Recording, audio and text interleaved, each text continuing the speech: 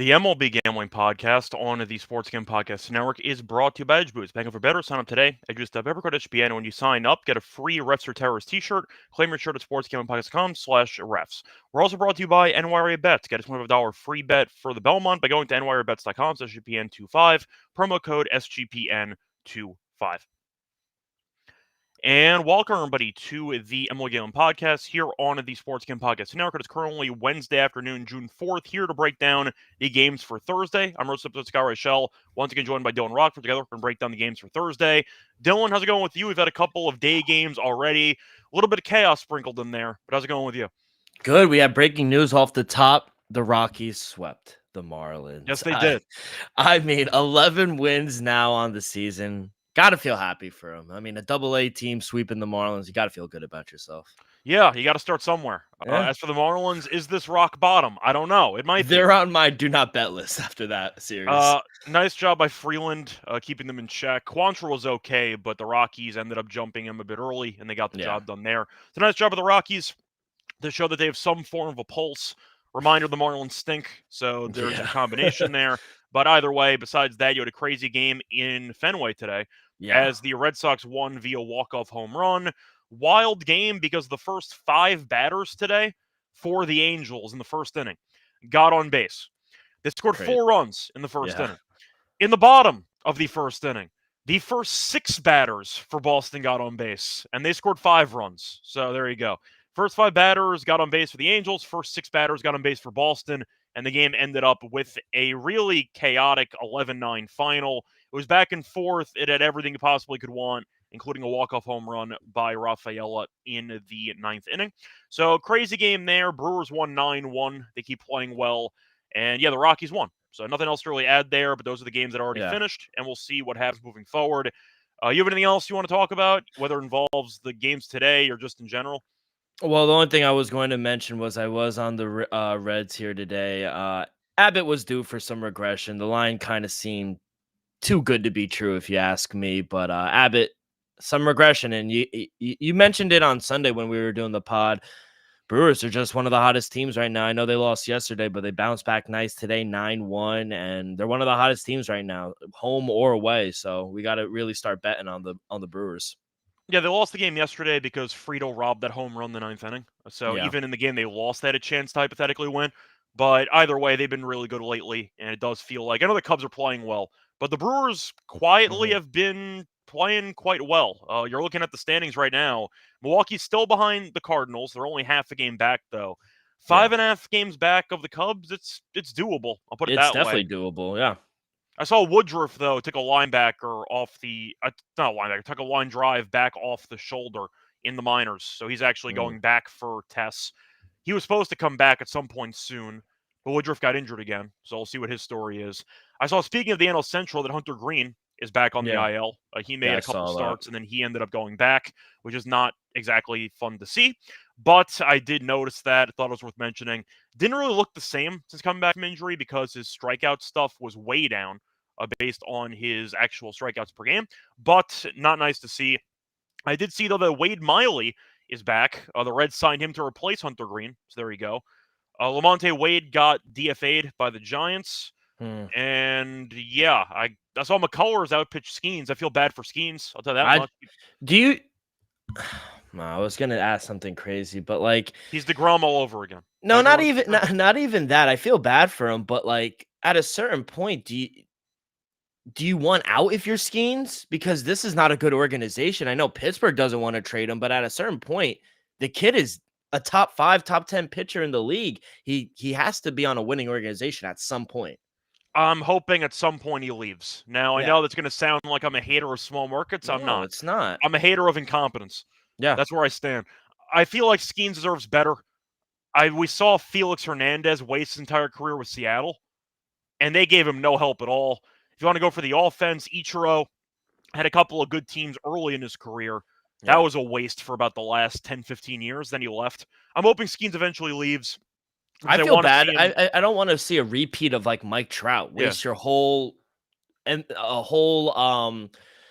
prime prime and Hall of Fame career, because I think the way he's going, he could be he just needs to be on a winning organization. That's the thing. Yeah, I do think that Skeens, though, at some point will either force his way out or maybe his girlfriend will. Who knows? But the point is, I do Yeah. think that Skeens is not Yeah. his entire career in Pittsburgh. They're a terribly run organization, a sell Yeah. team. That's all I have to say on that. But what a Beautiful stadium or beautiful field. correct. You can Yeah. see it for pretty cheap because the team Yeah. stinks. So keep that in mind. Exactly. If you're ever in Pittsburgh, and I guess the Penguins aren't playing, you could check out the Pirates. But Gotta check out PNC. I have to. It's on my list, but unfortunately, that implies I have to watch a bad team. So Or you that's could just the watch drawback. Skeens. Try to go on a Skeens day. Yeah, you could keep betting the Pirates first half and other team full game, same game Yeah. parlay, and the scheme starts. But what do you go? 8 innings, 1 run yesterday, One and they picked run. up a loss again. And they lost again. Classic. Yeah, I've, It's I've the I Grome. tweeted about it though. His last 4 starts or 5 starts, he has like 34 plus innings, 4 runs allowed, 38 strikeouts, and he has a 1-2 record. I'm like, yeah, okay, that sounds Do you about right. think he's frustrated at this point? Yeah. I Yeah. mean, I feel like it's a weird spot for him because they already fired the manager, and he made some comments about it saying how it's a sign for the rest of the club that we got to pick it up a little bit. And guess what? They have not picked it up because they stink at baseball. So I'm Yeah. assuming he's not going to be too happy. It comes down to contract as well. The thing about Pittsburgh, though, is when you have an incompetent owner, are you going to flip him for prospects that you'll never develop properly? Like, You I don't don't really trust know him what to the end develop game him. is here. Yeah. That's what I'm saying. That So, like, what's the point? You got Skeens delivered to you on a platter because he was a yeah. top draft pick. You can't develop anybody. You don't sign any free agents ever. That's a serious problem they've had since the owner took over. You never fire the GM because the GM is assigned by the owner to just do nothing and be cheap, and they'll just make money on the actual team itself. So the owner only cares about making profit. He doesn't actually care about winning. Do you like So O'Neal Cruz? honestly, no, Oh, not as much as other people. I okay. think Cruz is an entertaining player with Yeah. a ton of flaws. A That's ton of fair. flaws. He's a terrible fielder. They moved him Yeah. to the outfield. He stinks in the outfield. So you can't even make the Tatis argument where he switches positions and becomes a Gold Glover. Can't even say Mhm. that. He's a really bad outfielder. He strikes out a ton. He's got a lot of power. That's That's it. kind of it. And That's it. he's got some speed in there too because he steals bases. So Yeah. out of the 5 tools, he has what, 2? Yeah. He's got speed and power. That's That's kind of it. it. Yeah. He's a liability on He's a defense. terrible fielder. Yeah. Awful. So that's kind of where you're wondering. It's like you have O'Neal Cruz who can help you sell tickets, and of course he'll put up some good overall highlights for your highlight packages. But I'm just not a big O'Neal Cruz guy because I prefer to have well-rounded players. And Yeah. O'Neal Cruz is a very polarizing player because the 2 tools that he excels in, he's solid at, but he's Mhm. bad at everything else. I mean, you're getting credit here. They're saying you're the fastest ad reader on the network. I mean, I don't enjoy reading ads. So yeah, I No, get no through them as one quickly as does. possible. They tried to make the argument kind of like Jazz Chisholm. What do you think about that? I was very anti-Jazz Chisholm. Then he got traded to Yeah. the Yankees. And now But you're. I feel like you're prone I to will like him give now. I will give Jazz props. He did switch positions, and he's not that bad in his new position, No, he's which not. which has been a pleasant surprise for me. Do I like Jazz? No. I think he's mostly a strikeout or home run guy for the most part. He's got Yeah. some speed. He's an okay fielder. He's a much better fielder than O'Neal Cruz. So at least I'll there's say that. when they switched him, he did get a little better. Not a lot, but he is serviceable. You can put him out there. I think they're just trying to shove O'Neal Cruz somewhere where they don't hit the ball, if I'm being honest. Well, he was playing center field for part of the time, so I don't know if that's Yeah. actually true or not. But they're hoping his speed would translate, and it did not because he can't track a fly ball. So that's kind of No. the problem he has. But look, I think Jazz, you can make an argument, is a fair comparison. I think he's a better athlete than Jazz, but the same type of player.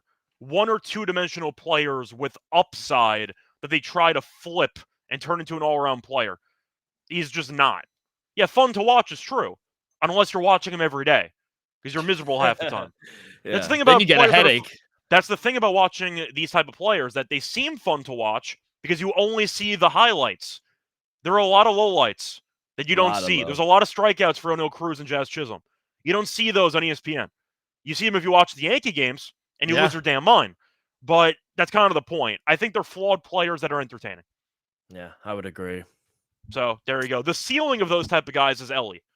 Ellie's got flaws too, but the highlight plays are next level that you have to deal with it. Yeah. I think So Ellie's much better. That's the that's what I'm ceiling. saying. But Ellie has some yeah, flaws to his game, but I think he's much better than O'Neal and Jazz by comparison. But it's a yeah. similar type of player. Mm-hmm. That's That's fair. kind of the point I'm making. Yeah, So absolutely.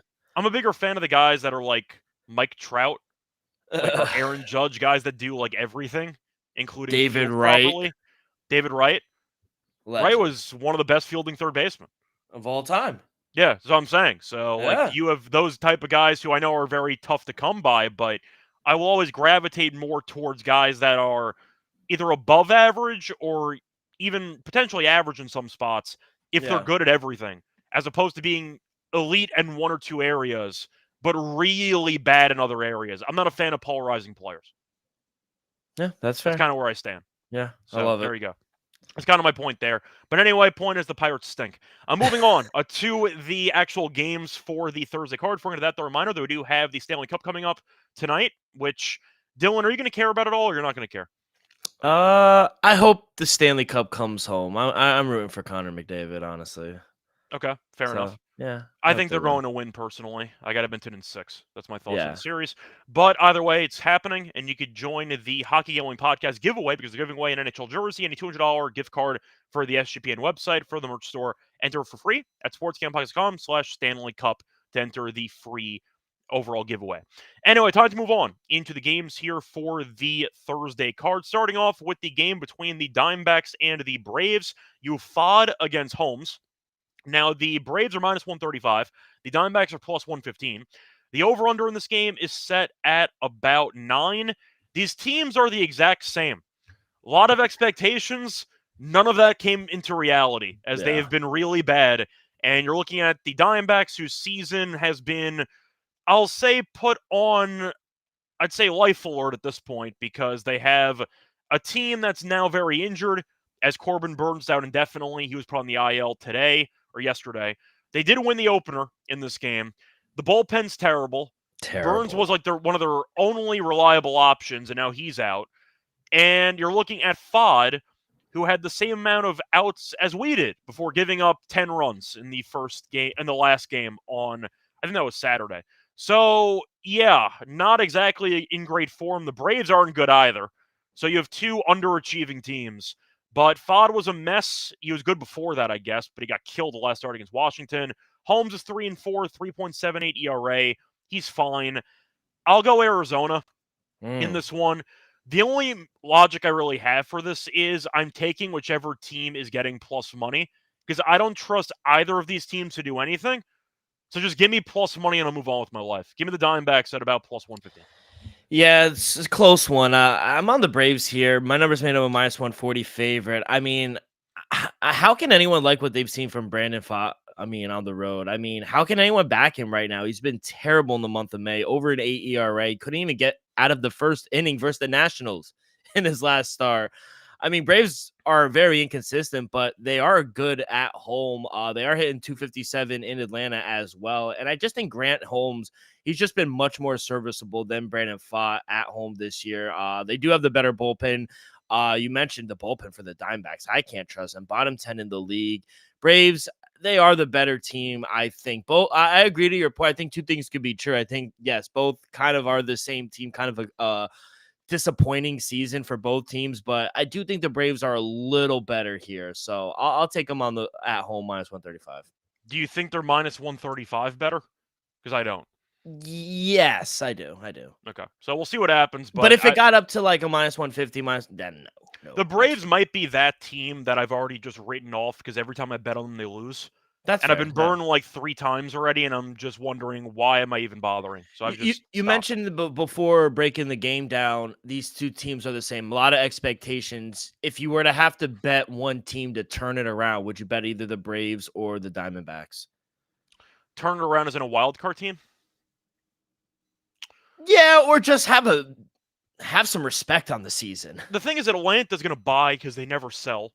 Yeah. But Arizona's got a pretty good lineup. They have no pitching at all. And I don't know how long Burns is going to be out. Then again, Strider came back and he stinks. So, it's a really tough call, honestly. The problem is you're still dealing with besides the Dodgers, though, the Giants haven't been that great lately. The Padres have been kind of up and down. I'll go Arizona. if I had Okay. to pick. I don't feel good about either team right now, Yeah, but that's at fair. least Arizona can hit. Yeah. I don't know what the Braves are doing. I saw a stat on Twitter. I didn't confirm it or not because I don't know how I'm supposed to confirm it. Do you know how many multiple run home runs the Braves had in the entire month of May? 1. Correct. I don't know if that's true or not, but they allegedly had one home run with somebody on base the entire month How does that even happen? because they're an awful hitting team with runners in scoring position. They've been like that since the first week of the season. They left so many guys on base. Yeah, I can't tell once again if that's true or not, but Someone has to go back and do the work for us. as far as I know, it was a reporter for the Braves who tweeted it, so I think it's accurate. It has Like, to be, yeah. that's kind of my point, is that the Braves can't hit, and I hate their bullpen. At least Arizona can hit. They have some guys. I think that the bullpen's a problem for both teams, more so for Arizona. More so Arizona. But Strider was supposed to stabilization to the actual rotation, and he looks like Alcantara. He's off of a serious injury, and he's been terrible. Whose pitching do you trust more, though? Because I honestly trust Atlanta's pitching. Between the two of them, Atlanta, because they have Chris Hill. Yeah. But I trust Arizona's offense more. I agree. I think it might be a division thing because the Phillies are good, the Mets are good, and maybe I just think the Phillies and Mets. I know the Dodgers are good too, but the Giants and the Padres just don't really do it for me anymore. I think they peaked a bit too early. They're starting to regress. Yeah. Plus, you have the Rockies for double-digit games a season, which helps for like 3 wins. Yeah. Then again, you have the Marlins on the other end, but either way. And they just got swept by the Rockies. That's what I'm saying at home. So it's kind of tough to call, but I guess Arizona, but I don't feel good about either team at this point. Either way, moving on, though, to the next game, you have the Tigers taking on the White Sox. You have Mize against Burke. You have the Tigers at minus 215. You have the White Sox at plus 180. For the over-under in this game, I see 8.5. Mize's been really good this season, 6-1, 2.82 ERA. Burke has been up and down, 3-6, but he does have a 4.2 ERA, so not terrible for a record that bad. Run line for the Tigers is minus 130, and for the plus 1.5, you can find Burke and the White Sox at plus 110. It was pretty simple for me. Give me the Tigers minus 1.5. I just think they're a much better team, best team in the AL, and Mize has been good. So that's enough said. Give me the Tigers. Yeah, I think, good for the White Sox, honestly. They won the other night, but I don't like their chances here against Casey Mize. You mentioned it. He's been great for the Tigers this season. Better at home, but still serviceable on the road. I just, I don't see another offensive performance like the White Sox. They broke out and scored 8-9 runs the other night versus Tiger team, but they stink.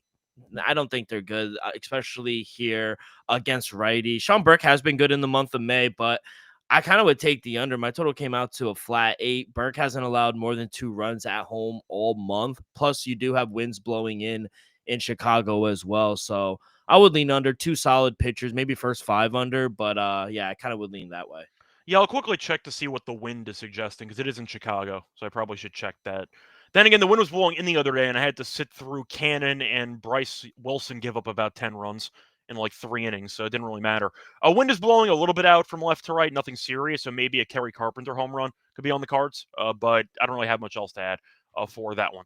Moving on to the next game, you have the Phillies taking on the Blue Jays. For this one, you have Luzardo against Bassett. Now, Luzardo was really, really good, like fringe Cy Young contention good, and then Milwaukee came to town, and that dream ended because he got destroyed. He had like 11 runs in that start. But Bassett's pitching for the Blue Jays. The Phillies are minus 125. Toronto's plus 105. The over-under is set at about 7.5. Now, Luzardo, I said before, was very good before the last start, so his numbers are very skewed. 12 earned runs in 3 1/3. Ouch. But I'll point out his road numbers are great. 3-0, 2.29 ERA. For Bassett, 3, 3.8 ERA. Better at home, though, 2.73 ERA. However, he has allowed 5 earned in back-to-back starts. So based on that, I think I am going to go with Philly because I think they're the better team. I don't mind the over, though. I know Luzardo might have had one bad outing. We'll see if he bounces back or not. But 7.5 when Bassett's given up 5 in back-to-back starts, I think is pretty low. Give me the over 7.5 and give me the Phillies. Yeah, I do see 8s popping up out there as well. I kind of like the first 5 under in this one. You got 2 really good pitchers. Jesus Luzardo undefeated on the road, 2.29 ERA, Batter's only hitting 233 off of him. Yeah, bad start. You mentioned it in his last start, but I think that's kind of an outlier. He hasn't allowed more than 3 runs all year on the road. And on the other side, Chris Bassett, he's been just as good for the Blue Jays. 4-0, another undefeated pitcher, 2.73 ERA, just 10 runs given up in 33 innings. And most of those 10 runs came in his last start.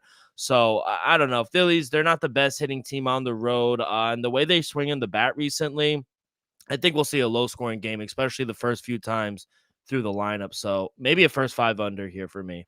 Yeah, it could be an option too, but I think that total, you mentioned 8. I still see a 7.5 available, so I'll grab that. What is that? ESPN bet minus 130? No, I saw that on FanDuel at minus 122. Okay. So there you go. Point is, though, before we get into the other games on the card for Thursday, a reminder that we are brought to you by our sponsor, EdgeBoost, because the first ever banking for bettors, ensuring that all your transactions gambling related are approved. No usage fees and no minimums. Cash rewards as well. 100% approval. Robin deposit. Sign up today. EdgeBoost.bet. For SGPN. When you sign up this week, you'll get a free Refs or Terrorists t-shirt. Go to sportsgamblingpodcast.com/refs to claim your free shirt. We're also brought to you by Fantasy because they're going along with the NBA Finals with their extender bonus. Hop in game 1, and the longer the series goes, the bigger the bonus gets. And a reminder, when you sign up for your new account, use the promo code MLB SGPN to get a special pick and a first-time visit offer up to $1K in bonus cash on fantasy promo code MLB SGPN. We're also brought to you by NYRA Bets because you can bet the Belmont Stakes at Saratoga with NYRA Bets. Sign up today with the promo code SGPN25 to get a $25 free bet plus a $200 deposit match bonus. Whether you're a seasoned bettor or just getting started, NYRA Bets can make it easy for you to jump in on the action. This exclusive offer is just for the Belmont, so don't wait. Join now and claim your free $25 Belmont bet today at nyrabets.com. So SGPN25. Welcome back, everyone, to the MLB Gambling Podcast. Finished going through the first couple games on the card for Thursday. Time to keep it rolling with the next game. You have the Twins taking on the A's. Now, for this game, you have Ober against We Have No Idea. The lines are We Have No Idea, and the total is We Have No Idea. Now, Ober this season's been pretty good as he's 4-1 with a 3.48 ERA. For the A's, who cares? Nobody can pitch on this team. They're 9-21 at home. Every home game has about 10-plus runs, and they have been really bad at pitching lately. It's why they've lost a bunch of games over the last 2-3 weeks. I don't know what the line's going to be, but over. Yeah, A's are on my do not bet list. We talk about the fish being on it, but the overs in Sacramento have been a cash cow. 20-10 towards the over at home for the A's. 8-2 in their last 10. They've gone over in 6 straight games. You mentioned I don't give a shit who ends up going for the A's. All their starters stink. They have the worst bullpen in the league. And the Twins, they're not the best hitting team, but they've scored 10 runs in back-to-back games versus this team. They've scored 35 runs in the last 5 games. Doesn't matter. I'll take the over as well. Yeah, I feel like you kind of have to. You have to. At this point. It might not be as extreme as Coors, but Coors is giving you like 11.5s and 12s. You're still getting 10s with the A's. So that's crazy. I got to go with it as well. Moving on to the next game, you have the Orioles against the Mariners, and now the no longer first place Mariners because the Astros passed them. Damn, that feels like the same story every year. We're back with Houston being in first place. For this one, though, the Orioles have Eflin pitching against Wu. The Mariners are minus 175. The Orioles are plus 145. The over-under is set at about 7.5. Now, Eflin, the season has been okay, 4.46 ERA, which is really good for the Orioles rotation, so that counts for something. Last start, no runs in 7 innings, but that was against the White Sox, so basically doesn't count. Last road start, 5 innings, 5 runs against the Red Sox. Road start before that, 5 innings, 2 runs against the Angels. So he's been kind of up and down lately on the road. As for Seattle, though, Wu's been very good, 5-2, 2.82 ERA. At home, 1.73 ERA. He has given up a total of, doing the math here, 6 runs in his last 4 starts combined. So he's been quite good based on recent performances. But I'll ask you for this one because Seattle's been kind of slumping, but the Orioles stink. Minus 175, I get it, but I want to consider Seattle first 5 minus half a run, but I do want the Orioles bullpen attached to it. So do I trust Seattle enough to win by margin? Maybe Baltimore first 5 team total under, and I'll just trust Wu. Yeah. But that's kind of all I got. Yeah, I love this Mariners team here at home. Brandon Wu, you mentioned he's been great for them this year. He's only allowed more than 1 run at home 1 time in 4 starts, and Mariners are 3-1 straight up in those 4 starts. I know a lot of people think the Orioles are back or they're playing some good baseball, but you mentioned it. They're playing against the White Sox. So, I don't really care. They're really not good. They're still 8 games under 500 here on the road, and I'm not taking anything away from those wins against the White Sox. Don't trust their bats on the road. They have a bottom 5 bullpen. Mariners, I think, just are a much better team in my opinion. And I think Brian Wu will be able to limit their bats. So I like the under, actually. My total came out to 7.1. You mentioned Brandon Wu being good at home. And Zach Eflin has kind of been serviceable on the road for what it's worth as well. My total came out to 7.1. I'll take the under 7.5 here. Yeah. Moving on to the next game, though, you have the Padres against the Giants in a battle of who can actually score some runs. Because it has been a very low-scoring series so far, but it's been entertaining. So keep that in mind. You have Cease against Ray for this one. Giants minus 125. Cease and the Padres are plus 105. For the over-under in this game, what is it, like 7? Yeah, 7 or 7.5. And for the wind, I have to mention, even though it doesn't really matter in this ballpark, but for the wind, trying to find it, wind's blowing out at roughly 10 miles an hour. So Cease, as you know, I am not a big fan of, and he's been really bad this season. So he might be listening to the podcast, and he's a fan of my work because he's been terrible since I mentioned it. A 5.68 ERA. Ray, though, has been really good. 7-1, 2.43 ERA, 1.89 ERA at home. He's allowed 2 runs in his last 3 starts combined. Give me the Giants, and the price is pretty cheap. I get it might be a low-scoring game, so I guess it's under or nothing, but I have no faith in Cease to do anything. So give me the Giants at minus 125. Yeah, I agree. I like the Giants here at home. Robbie Ray's been great, 3-0 with a 1.89 ERA at home. He's only allowed more than 2 runs one time at home this year. They are 5-1 in his 6 starts at home as well. And I know they really haven't been playing the best baseball as of late, San Francisco, but I do think here against Dylan Cease, who he struggled on the road this season, I think this might be a good spot for them to get back into the win column. Dylan Cease, he's given up 3 or more runs in back-to-back road starts. I don't think their offense is really blowing anybody away, both offenses, to be honest. They struggle against lefties, and I just think this is a bad spot for the San Diego team. So at home, minus 125, I think that's a good price for the Giants. Yeah, San Diego, of course, also much better at home than on the road. So something to keep in mind there. Always, I feel like. Yep. But especially this year. But moving on to the next game, you have the Mets taking on the Dodgers. Heartbreaker there if you stayed up to watch it in the game yesterday. Also, Nimmo. I was going to say, nice route by Nimmo there in the left field. But either way, Speaking of guys who can't fucking track balls. Yeah, well, I was going to say, he's usually not a left fielder, though, right? Like, isn't he usually a right fielder? No, he usually plays left field. He played center field for a few years, and then he moved over to left field. Okay, well, yeah, you might want to try something else. Yeah. That was pretty rough. But either way, there's nowhere to put him. Yeah, that is a problem too.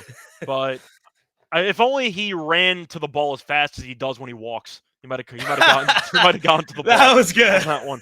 But we'll see. He still do that, by the way. He still sprint to first base every time. He still sprints. I love it though. Yeah. I do too. But there you go. I remember when he used to be a pinch hitter, like specialist for the Mets, and I'm like, why does this guy play more? Remember that? He was like a pinch hitter for you guys for like 3 years. I'm like, isn't he good? And then he got a start, and he's been around for a while. But like, he was a pinch hit. Too. He was a pinch hit extraordinaire for a while, and I'm like, use the guy. The Mets called up their kid too. He didn't do anything though. No, not really. No. But either way, point is the Mets are against the Dodgers afternoon game here. So you have Peterson against Knack. For the lines in this one, I have nothing, and for the total, I have nothing. So Peterson in this game, he's been good this season. 2.69 ERA. Basically the same home and road splits. He has given up less than 3 earned in at least 5 straight. I have to actually see if it's more than that. 7 straight of less than 3 earned. Not much distance, but once again, been effective for the most part. For Knack, though, he's been really bad at home, 5.4 ERA. Better lately, though. He has given up 1 earned in back-to-back starts. Does have a home run problem, though. Given up at least 1 home run in 4 straight, which can be a problem against this lineup. So we'll see what happens, but I have no lines. Dodgers, of course, will be favored in this game because it's in LA.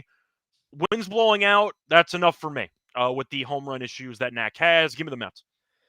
Yeah, I only made the Dodgers a minus 105 favorite here. They'll be a bigger favorite than that, I can promise you. And that's great for me because as long as I get a plus 105, I'm going to be on the Mets here. It's been a competitive series, back-to-back games going into extra innings, coming down to the wire. You mentioned it. Landon Knack's really not that good. I personally don't think he's that good, especially at home. Mets already have a win off of him a few weeks back in Queens.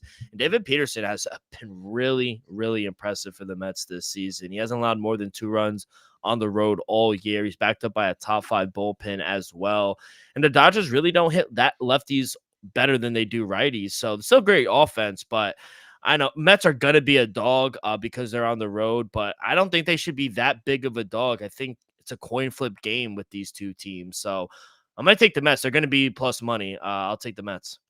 Yeah. I don't know what the price is going to be either, but I have no faith in Knack at all. And I do think the Mets might jump him with a couple home runs in this game. Moving on to the Astros against the Pirates. Speaking of series where nobody can score, you have the Astros who have been pretty good in the series, but not because of the offense. It's because Pittsburgh is, how do I put this? Bad. Really bad. They got shut out in the first game of the series. We'll see how they do tonight. Probably not well because they're the Pirates. But for this one, you have a matchup between Valdez and Keller. You have the Astros at minus 160. You have the Pirates at plus 135. Valdez is off an insane, what was it, an 83 pitch complete game? Yeah. Which is crazy. insane. That's nuts. So, yeah, he had a leadoff home run against the Rays and then proceeded to do everything right for the rest of the game. But either way, 83 pitches for a complete game is absolutely insane, but he did it. And you're looking at Keller, who's pitching for the Pirates, who's been fine. It's a classic Mitch Keller season. He's 1-7 because he gets no run support at all, but his ERA is at 3.73. He has given up less than 4 earned in 5 straight, less than 3 earned in 3 of the last 4. And the total in this game, by the way, is set at about 8 or 7.5. I see an 8. I'm sold. Give me the first 5 under. I'll trust the starters. Both offenses have not been good lately, and I think both pitchers go pretty well here. So I'll go with the under in the first 5. Yeah, hold your breath. I'm going to take the over 7.5. Really? Yeah, my total came out to a flat 8. It's just because I don't want to back either side. So I'm not going to bet this game, but if I had to, I would take the over. Framber Valdez, he's a much different pitcher on the road than he is at home. Over 4 ERA on the road, and I haven't liked what I've seen out of him. Astros really aren't the best road team to begin with, but they do hit righties pretty well. And Mitch Keller, yeah, typical Mitch Keller. I think he stinks. It's more of a fade on him. 0-4. I feel bad for him, though. I feel bad. Yeah, no, I feel bad. His ERA is not like 1-7 terrible. I've never been a big Mitch Keller guy. I know that he made the All-Star game. I think it was last year. I always thought he was overrated, but now I just feel bad. He would be a solid like number 3 or 4 on like a good team. Yeah, and he's just stuck in this crappy organization for his entire career. Batters are almost hitting 300 off of him at home, though. So, and 3 of his 4 home starts have gone over this total. So, and then when he is out of the game, I mean, he's backed up by a bottom 10 bullpen as well. So, maybe a Houston, if you don't want to bet the full game, maybe Houston team total over. We do have winds blowing out in Pittsburgh tomorrow. So, I get it. It's 2 bad offenses, but that's kind of how I'd bet this game. Yeah. I'm just going to disagree in the first 5, daring either offense to do anything for the sake of this game. I appreciate it. Truth is, I feel like in this type of game, I ended up losing on this type of play earlier in the week. I had the Rockies and Marlins first 5 under, and Marquez and Mayer both died simultaneously. But the argument is, would I rather just expect these offenses to do nothing again, or would I be miserable hoping these teams do anything productive offensively? And I think I'd rather just pick them to be bad. That's kind of where I'm at. For my own sanity, I just would not be able to sweat out an over 7.5 with these 2 teams right now. Either way, though, moving on to the next game, you have the Cubs against the Nationals. You have Rhea against Irvin. Do we have lines on this one? I don't believe we do. No. We do not. So once again, we have no lines on this one. This is the final game, though, we have no lines on. So at least there's that. Cubs will be favored because they're the Cubs. Nationals offensively have been good lately. You're looking at Wood, who's been incredible. You're looking at Abrams, who's been pretty good lately. The Nationals aren't a good team, but they're fun, and that counts for something. So we'll see what happens. But for this matchup, Rhea's been fine. Does pitch at contact, though, which can be a problem against this team. Irvin, though, good for him. He was really bad early in the year. He turned it around, was really bad at last start against Arizona. But you know what? The Nationals have actually been winning his starts with a bunch of overs, too. The Nationals have won.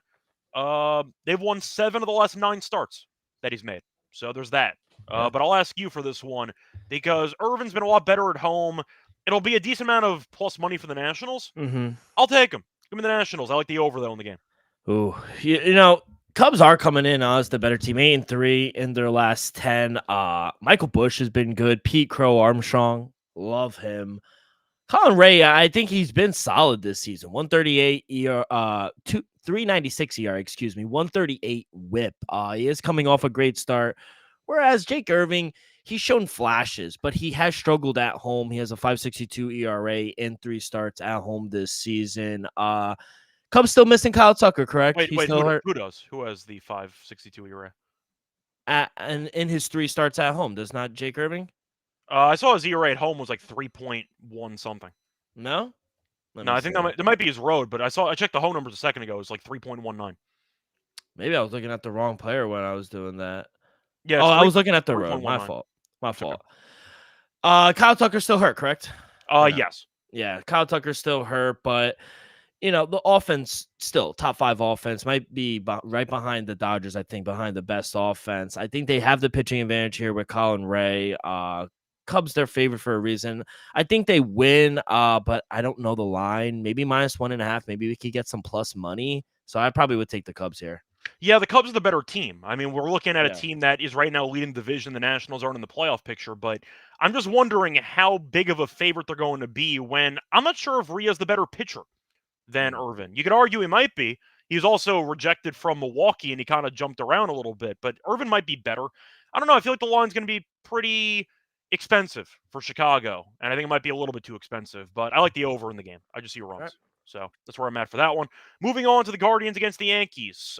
For this one, you have what could be interesting in the later innings because you have Devin Williams closing again, which makes me miserable every time I watch him pitch. But he got the save yesterday, gave up a run, sabotaged the run line, but the Yankees still won the game. But you're looking at the Yankees -255.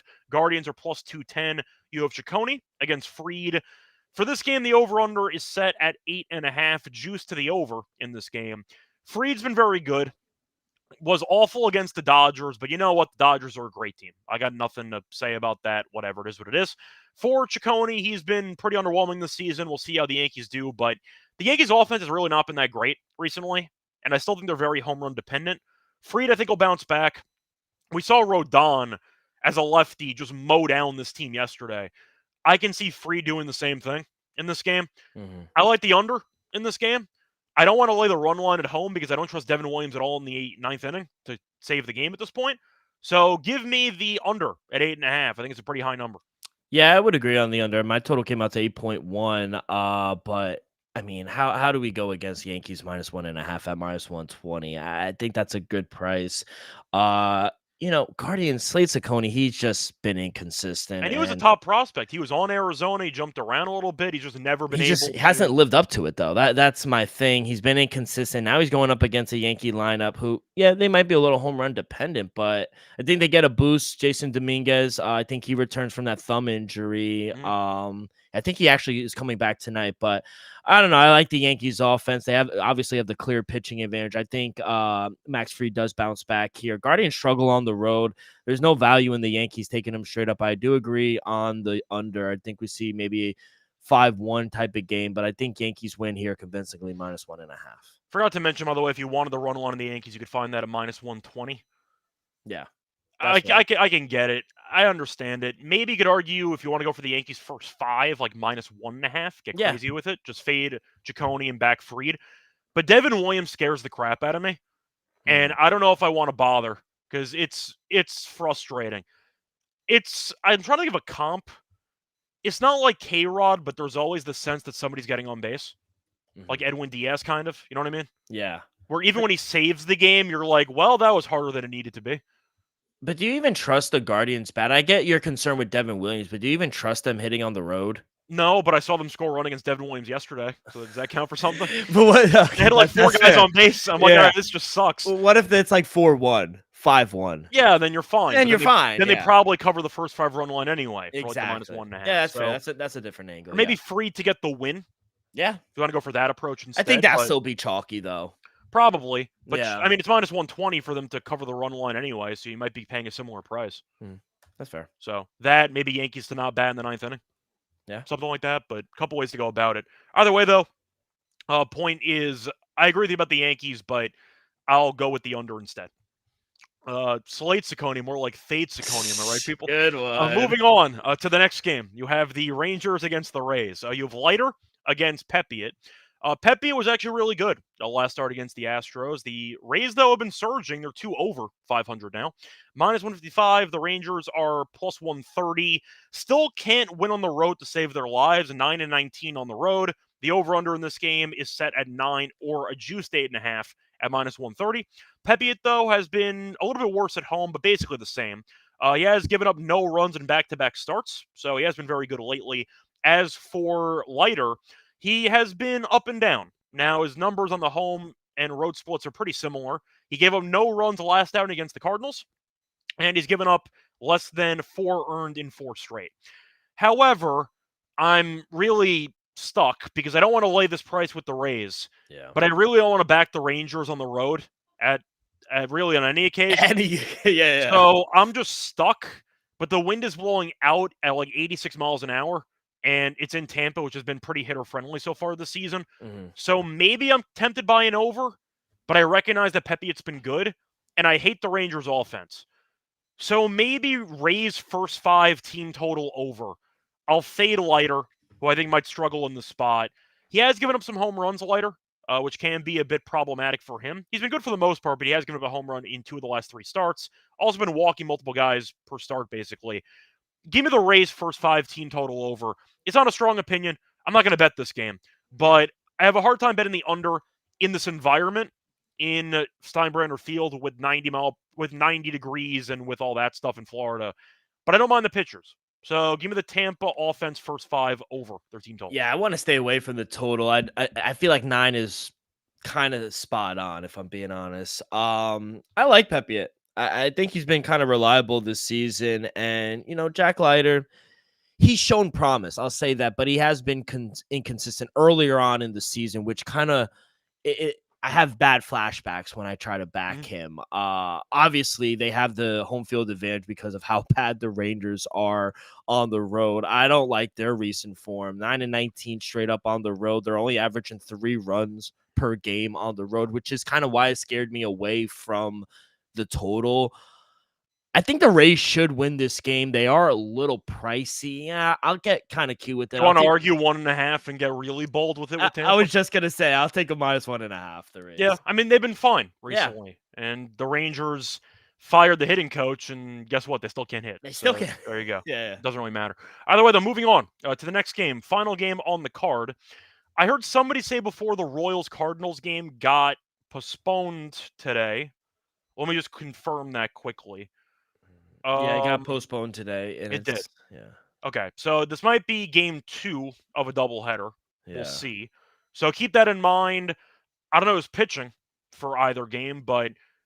Well, it says on MLB.com, game 2 is still Reagan's Matthew Liberatore. I don't know who's going to go game 1. They might be flipping some stuff. They always do that. I don't know why. Which is annoying, but we'll assume it's going to be Reagan's against Liberatore. We have no lines. Reagan's, I think, is coming back off injury again. Yeah. Liberatore's been good. So I'll ask you with no lines. Yeah. What do you like? Because I think I like the under.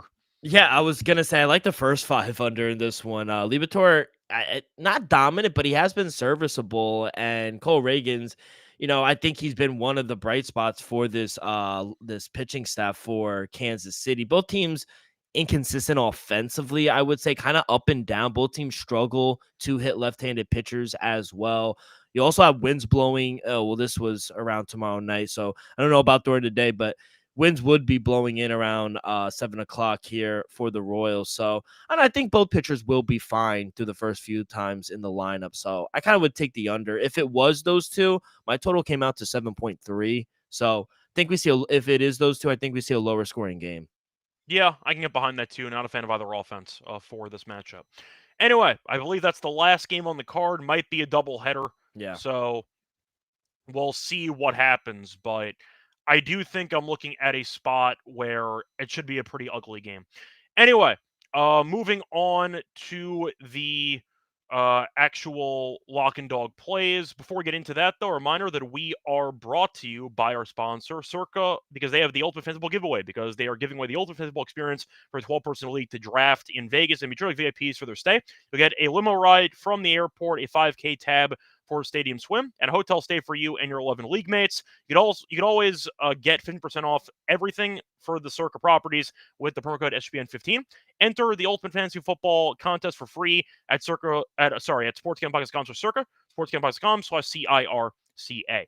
We're also brought to you by Rhythm, because you've heard us talk about Rhythm before. They just dropped a game-changing feature called Power Trends. They are AI-detected patterns where Rhythm's models have consistently won and have a high ROI. And a reminder that you can also use their Power Trends, which are updated daily and exclusive to Rhythm. No touts, no noise, just clean data-backed picks.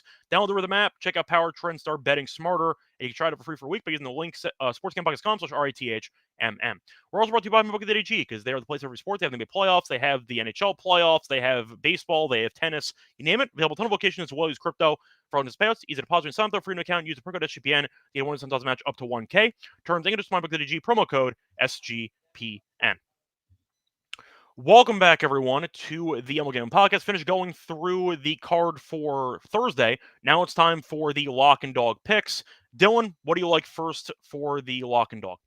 Yeah, we don't have lines, but I'm going to go with all New York teams tomorrow. Give me the Mets. They're going to be dogs. Don't know the price yet, but I am going to take in a kind of a coin flip game. I'm going to take the team that's going to be plus money. Not a fan of Landon Knack at all. I think he'll give up some home runs, and I think David Peterson is just a clear, much better pitcher here. And I think our bullpen will be able to limit the Dodgers through the back half of the game as well. So I'll take the Mets as my dog. As my lock, I'm going to take the Yankees on the run line here. I think Max Fried bounces back, and we're just going to fade Ciccone as well. He's just not good at all. And against a Guardians offense who kind of struggles on the road, I think the Yankees win convincingly here. So I'll take the Yankees -1.5 as my lock, and I'll take the Mets as my dog. Yeah, so for my lock on the show, a couple of options, actually. Thought about going for what I want to go with, because I like some unders on the card, but do I want to go with the Giants? Yeah. I don't know if I do. I do like that under in the first 5 with that Houston and Pittsburgh game, which could be tempting as well. I think I'll go with that, actually, because I do think that, once again, Keller has been a victim of no run support. His numbers are fine this season, and the Houston's offense has actually been really bad lately, but they keep winning because their pitching's been so good, so it really doesn't matter that much. But I want to quickly see if I could find a line on the first 5 under for that game, because I think I'm going to go with it. First 5s have been good to me lately. I even took the Rockies plus half a run a couple days ago as my dog, and that actually won. So first 5's been pretty good to me. But for the matchup here, sorry, trying to pull it up right now. The first 5 under for this game you can find at. It's not available right now. That kind of sucks. But yeah, either way, it's gonna be it's gonna be 4. What an anticlimactic turn. Yeah, it will be. It'll be 4 at like probably minus Yeah. 125, minus 130 or so. But I'll go with that as my lock. Think Valdez will pitch well. Think that the offenses for this game are just an absolute mess. So I'll go with the under on that one. If you want to bet it early and you don't want to wait, then full game under 8, but I'd rather go for the first 5 under, because I will end up avoiding the bullpens entirely. For my dog, do I like any underdogs in this game? Thought about Arizona, but nah, I don't know if I want to do that. Do I want to go with the Mets? Thought about it, but that involves fading the Dodgers, which is not fun. Royals, I don't want to trust. Take the Nationals. That's a good call.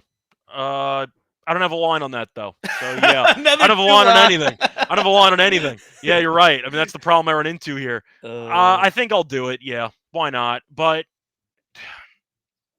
a part of me wants to take the Mets. Yeah, let's do it. Double dog. Let's do it. Nah, I can't double dog. That's jinxing. Give me the Nationals money line. I was in and then I was out. I'll go with that. So, once again, for my lock, give me the first 5 under with the Astros game, probably at 4. Keep an eye out for FanDuel, though, because they have the total of 8, so you might get a 4.5, but probably 4 for the first 5 total. And then for the dog, give me the Nationals money line at whatever price it's going to be. Anyway, that's going to wrap it up for the show. Dylan, anything else you want to add? I have one question I want to ask you before we leave. I'm going to give you 3 coaches, and I need one answer. I don't know. Rick Pitino, Michael Malone, or Jay Wright? Okay. So, assuming we're talking about the Knicks. I didn't say anything. Assuming it matters, though, because you want Pitino there solely for the recruiting. Yes. He tried to coach with the Celtics. He was terrible. Terrible. And he ran the franchise into the ground. So Pitino's out. I want Jay Wright. You want Pitino for college. Can Jay Wright coach in the pros? Mm-hmm. I have no damn idea. I do. That's the problem. We don't know. He also has a pretty cushy job as an analyst at CBS Sports. So I don't know if he actually wants to bother. But in theory, that's an option. You have Malone. I'll throw in Taylor Jenkins, who was the Grizzlies guy who got fired. My pick was Malone. Yeah. Of who the Knicks will sign. Will he win a title with the Knicks? Maybe. No. Oh. Will Jay Wright win a title with the Knicks? Maybe. No. Maybe. No. The roster's not good enough. You ran out of moves. You're paying OG Anunoby $40+ million a season. And Cat's Mikal making Bridges, about 60, and Bridges has an extension after this year. Yeah, he's going to make, 4 years, 157, something like that? You're probably going to have to trade him. The point is, I don't think this team's good enough. But either way, I think Malone gets the job. He has the ring. I think that's enough to persuade I'd say, Dolan staff to pay him the money. Because it's weird if you fire Tibbs to hire a championship caliber coach and you hire a coach who's never won a title before. That kind of makes no sense. Yeah. You know what I mean? Yeah. I just think Jay Wright, with the familiar 4 guys he won a national championship with, he knows what to get out of these guys. I don't think other coaches do. See, but you're also assuming that Jay Wright can handle NBA coaching. He can. Can he? Yeah. We saw Beeline on Michigan make it to the final, and then he was in Cleveland for 2 months. And then but that's Cleveland. This is the Mecca. My point is, though, the guy couldn't really handle the interpersonal relationships with professionals. And I also want the suits. Beeline was coached for like a month and a half, and they had a coup a month and a half after he took the job. Would you honestly, though, be surprised if Nick signed either Pitino or Jay Wright, a college guy? Pitino, I'd be shocked at. Really? I think Pitino is in a comfortable spot in St. John's. Yeah. He can recruit. He can do whatever the hell he wants. He has the transfer portal. Yeah. Pitino's in a very good spot. You could argue maybe if the Knicks give him a blank check, he'll do it. There are rumors about Hurley, if he wants to go to New York and take the job. Yeah. It's really tough to take a college coach away from college in today's landscape because you can use the portal and get whoever the hell you want. But as far as I know, the St. John's backers and the boosters are giving Pitino everything blank checks to sign whoever he wants. Yeah. And they probably won the transfer portal this year. Yeah, he gets everyone here in the Northeast. That's what I'm saying. So you have all that without the stress of a day-to-day dealing with the MSG crowd and everything like that. I think it's a great spot for Pitino. Yeah. I don't see him moving. Jay Wright, maybe, because he's an analyst. If he gets bored, I can see him taking the spot. But Pitino, I think Pitino's going to stay in college for a long time. Yeah. We'll see. I just wanted to ask you a question before we leave. I mean, do you want Pitino? Because I think he's a college coach. I want... First of all, I feel bad for Tibbs. But I want either Jay Wright or Michael Malone. Those are my top. I think Jenkins would be okay for you guys, but yeah. It's tricky, though, when you fire a coach for being good, but not title good, and then hiring a coach with no title. Yeah. It's why I have to go with Malone if I have to pick one guy. That's fair. We'll see. There we go. We'll see what happens. As for the Nets, we have a good coach. It's the only thing we have. Fernandez, really good coach. He is good. That's all I have. But either way, point is you have the NBA Finals starting tomorrow. Stanley Cup does start tonight. So you got that going on. We do have baseball besides that. French Open 2. Let's go Djokovic. Nice win over Zverev. Nice job by him there. Anyway, till next time, find me on Twitter, Reichel Radio. Find him on Twitter at Rock with 2Ks24. Till next time, good luck to all of you and all of your bets.